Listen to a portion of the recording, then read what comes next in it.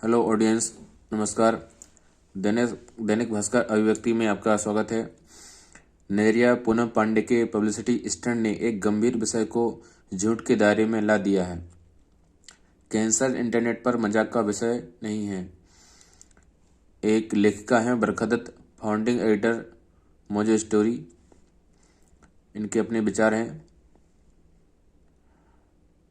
15 मिनटों की प्रसिद्धि का आइडिया यानी मीडिया की अति के युग में कुछ समय के लिए बहुत लोगों का ध्यान खींचना सबसे पहले अमेरिका कलाकार एंडी वारहोल के दिमाग में आया था। 1968 में वारहोल की एक प्रदर्शनी के लिए छपे पैम्पलेट में लिखा था, भविष्य में हर कोई 15 मिनटों के लिए विश्व प्रसिद्ध हो सकेगा। 2024 में यानी इंस्टाग्राम और टिकटॉक रील्स के इस युग में आप इसे और कम करके 15 सेकंड तक ला सकते हैं। मॉडल और अभिनेत्री पूनम पांडे इस फलसे का जीवित प्रमाण हैं।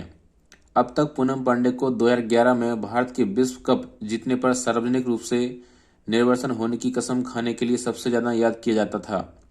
वे इस कहावत को चरितार्थ करती हैं कि बदनाम हुए तो क्या नाम नहीं होगा, यानी किसी भी किस्म की पब्लिसिटी बुरी पब्लिसिटी नहीं है। जैसा कि हम में से अधिकतर लोग जान चुके हैं कि पूनम पांडे को उनके मैनेजर ने इंस्टाग्राम पर मृत घोषित कर दिया था। हमें बताया गया कि 32 साल की उम्र में सर्वाइकल कैंसर से उनकी मृत्यु हो गई है। लगभग तुरंत ही शोक और संवेदनाओं की बाढ़ आ गई। यह खबर वित्त मंत्री निर्मला सीतारमण द्वारा अपने अंतरिम बजट में HPV टीके जो सर्वाइकल कैंसर को रोकते हैं को राष्ट्रीय टीकाकरण कार्यक्रम में शामिल करने की घोषणा के कुछ घंटों बाद आई थी। लेकिन पता चला कि पूनम ने कथित तौर पर HPV और कैंसर के बारे में जागरूकता पैदा करने के लिए अपनी ही मौत की झूठी कहानी रची थी। यह अनैतिक, अभद्र और बहुत खतरनाक भी था। अगर पूनम की मृत्यु की खबर ने इस बारे में वास्तविक जिज्ञासाएं पैदा की थी कि HPV क्या है और सर्वाइकल कैंसर का कारण क्या है, तो मृत्यु के फरेब के खुलासे का बिल्कुल ही विपरीत प्रभाव पड़ने की भी संभावना है। इस प्रकरण ने कैंसर से बचे लोगों, डॉक्टरों और विशेषज्ञों द्वारा इस संबंध में जागरूकता बढ़ाने के वर्षों के प्रयास को क्षति पहुंचाई है। बहुत संभावना है कि अब अगर आप टीके जो टीनेजर लड़कियों और लड़कों दोनों को लगाए जाने हैं की आवश्यकता को प्रोत्साहित करने का प्रयास करेंगे, तो लोग अविश्वास के साथ प्रतिक्रिया देंगे। पूनम के स्टंट ने एक गंभीर विषय को झूठ के दायरे में ला दिया है। कैंसर कोई मजाक का विषय नहीं है। सर्वाइकल कैंसर से हर रोज 200 लोगों की जानें जाती हैं। भारत में कैंसर से होने वाली मौतों का दूसरा प्रमुख कारण सर्वाइकल कैंसर ही है।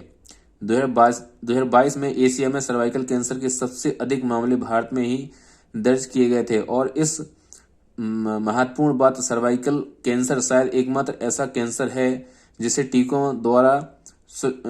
टीकों और नियमित जांच से पूरी तरह से रोका जा सकता है। मैं व्यक्तिगत रूप से कई परिवारों को जानती हूं, जैसा कि लेखिका बोल रही हैं, जो इस पब्लिसिटी स्टंट का खुलासा होने के बाद मेरे पास यह कहने के लिए पहुंचे कि वो इससे कितने सदमे में थे। भारत की अग्रणी स्कूबा ड्राइविंग प्रशिक्षकों में से एक और कैंसर सर्वाइकल कनिका मोहन सक्सेना ने मुझे बताया कि वे इससे विचलित महसूस कर रही हैं। आज जब पहले ही कैंसर के बारे में महिलाओं के सार्वजनिक रूप से बोलने को लेकर ऐसी वर्जना का माहौल है, तब यह इसे और बदतर बना देगा।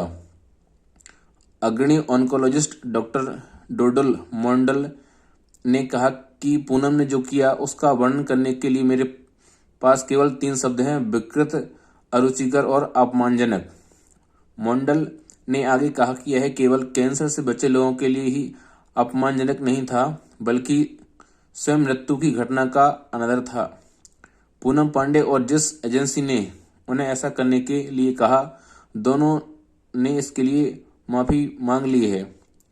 हालांकि माफी नाकाफी है। आमतौर पर मैं अभिव्यक्ति की स्वतंत्रता पर किसी तरह की पाबंदी पसंद नहीं करती, लेकिन इस मामले को फ्री स्पीच के रूप में देखना एक गलती होगी। पूनम पांडे और डिजिटल एजेंसी स्वयं ने चिकित्सा विज्ञान, जीवन और मृत्यु से जुड़े एक संवेदनशील मामले में जानबूझकर गलत सूचना फैलाई।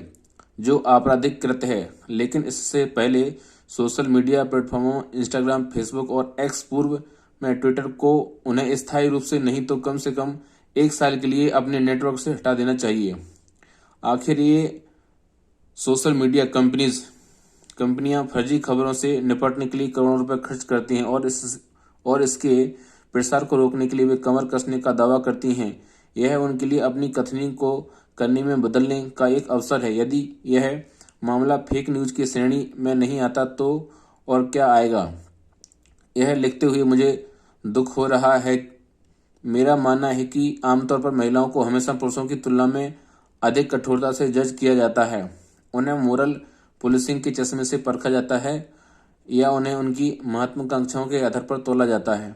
उनसे क्षमा प्रार्थी होने की अपेक्षा की जाती है, जबकि पुरुषों को इन सबसे मुक्त रखा जाता है।